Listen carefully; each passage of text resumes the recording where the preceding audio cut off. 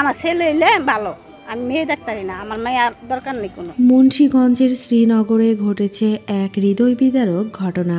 বাবা মা মিলে তাদের 5 মাসের যমজ কন্যা শিশু লামিয়া ও সামিয়াকে পুকুরে ফেলে হত্যা করেছে বলে অভিযোগ উঠেছে। স্থানীয়দের কথা ও পুলিশের প্রাথমিক তদন্তে এই তথ্য উঠে এসেছে। শ্রীনগর থানার ওসি মোহাম্মদ নাজমুল হুদা খান জানিয়েছেন, ঘটনার সময় ঘরে স্বামী স্ত্রী ছাড়া আর কেউ উপস্থিত ছিল না। প্রাথমিকভাবে ধারণা করা হচ্ছে তারা দুজন মিলে এই মর্মান্তিক ঘটনা ঘটিয়েছে।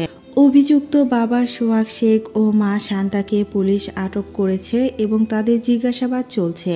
মামলা প্রক্রিয়াধীন রয়েছে। জানা গেছে 2 বছর আগে সোহাগ শেখ ও শান্তার বিয়ে হয়। 5 মাস আগে শান্তা যমজ কন্যা শিশুর জন্ম দেন, কিন্তু সন্তানদের জন্মের পর থেকে দাম্পত্য কলহ বেড়ে যায়। শান্তা বাবার বাড়ি চলে গিয়েছিলেন, তবে কয়েকদিন আগে তিনি স্বামীর বাড়ি ফিরে আসেন।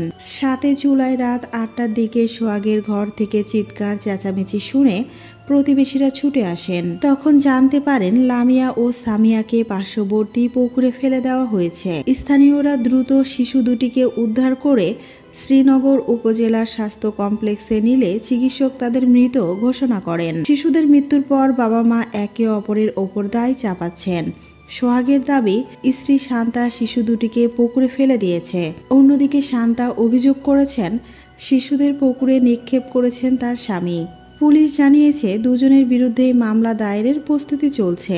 মামলার পর তাদের আদালতে পাঠিয়ে রিমান্ডের আবেদন করা হবে।